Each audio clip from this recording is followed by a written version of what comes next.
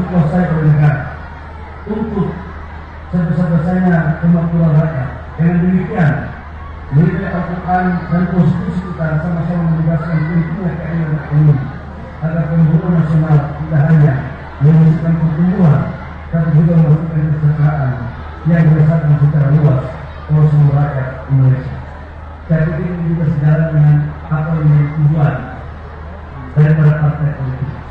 Partai politik ini adalah instrumen pengabdian bagi seluruh kader-kader bangsa dimanapun partai politiknya, dengan tujuan adalah terwujudnya masyarakat adil dan makmur.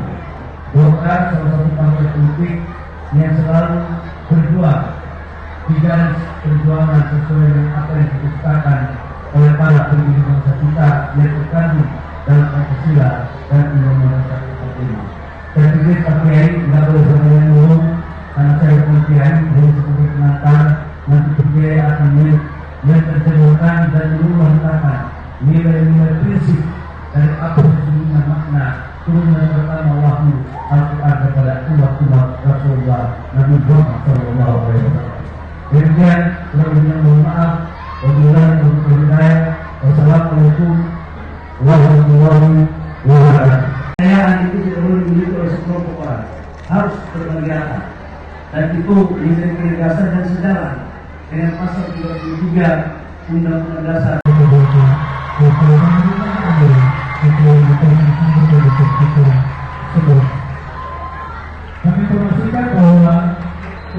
Ini DPP Partai Golkar melaksanakan buka puasa bersama, sekaligus kami menyambut dan merayakan Nuzulul Quran.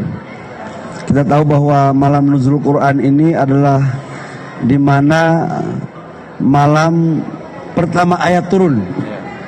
Al-Quran turun di muka bumi sebagai petunjuk ilahi bagi kaum muslimin dan muslimat.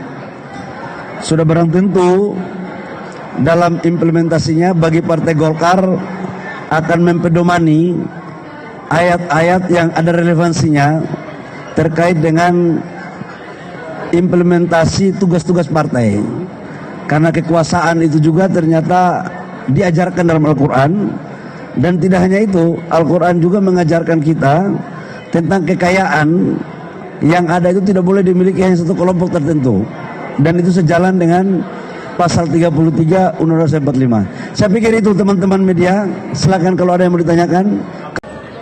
Baik, kepada saudara-saudara saya sebangsa dan setanah air dari Aceh sampai Papua, saya ingin, ini sudah berkali-kali saya menjelaskan bahwa kemampuan storage tempat penampung minyak kita sejak dahulu kala memang kapasitas tampungnya itu hanya 25 hari. Jadi tempat storage-nya itu hanya 25 hari. Dari dulu ini, bukan baru sekarang, dari dulu. Nah, standar minimal ketersediaan kita itu untuk standar nasional minimal harus di atas 20 hari. Sekarang minyak kita 23 hari. Jadi itu artinya bahwa standar kepemilikan kita, minyak kita itu aman. Jadi nggak perlu ada panik, nggak perlu. Supply lancar. Kita itu ambil dari Middle East itu minyak mentahnya, bukan minyak jadi, crude-nya, bahan bakunya itu 20-25%. Tapi saya sudah dapat penggantinya.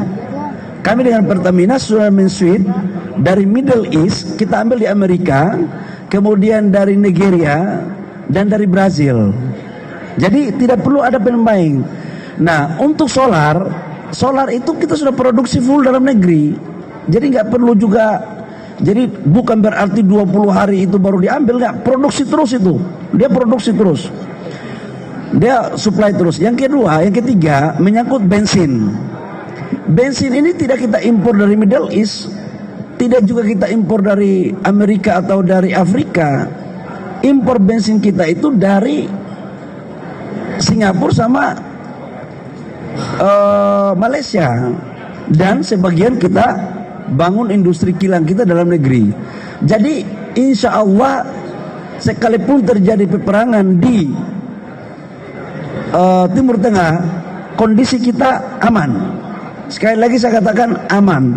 Jadi nggak perlu, jangan dengar ada provokasi-provokasi atau misinformasi yang keliru. Insya Allah aman. Pemerintah akan hadir bersama dengan rakyat. Jadi nggak perlu ada rasa suasana kebatinan yang tidak pas ya.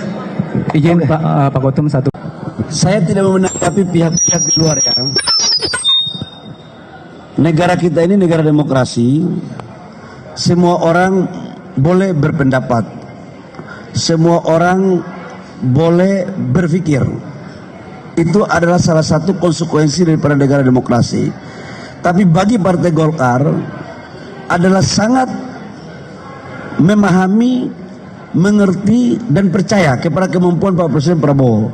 Saya kan baru pulang kemarin kunjungan dengan Bapak Presiden Prabowo melewati Jepang, Amerika, London, Jordan dan Abu Dhabi. Saya kenal dari dekat hubungan-hubungan emosional dari pemimpin-pemimpin negara ini dengan Bapak Presiden Prabowo.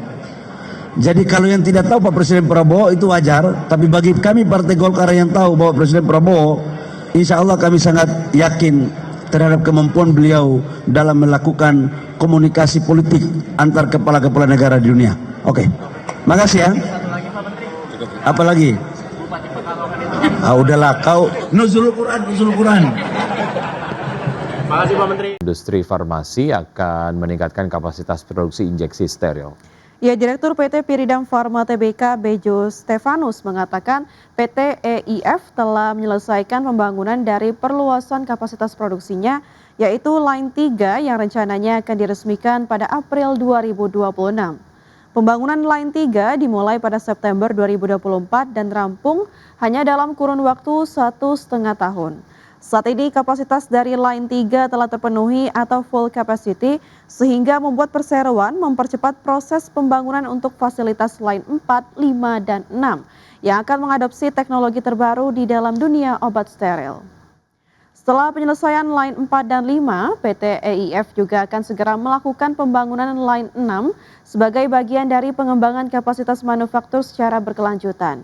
Manuver ini diambil sebagai respon langsung atas meningkatnya kebutuhan obat-obatan steril di pasar global dan regional.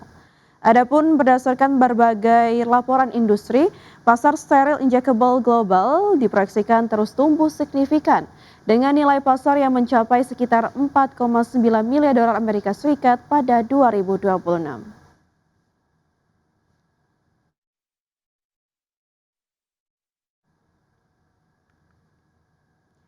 Pemirsa, laba bersih emiten batubara PT Bayan Resources Tbk atau BIAN turun pada akhir tahun 2025.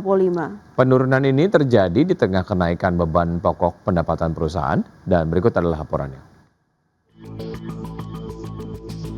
PT Bayan Resources Tbk mencatatkan penurunan kinerja keuangan sepanjang tahun 2025.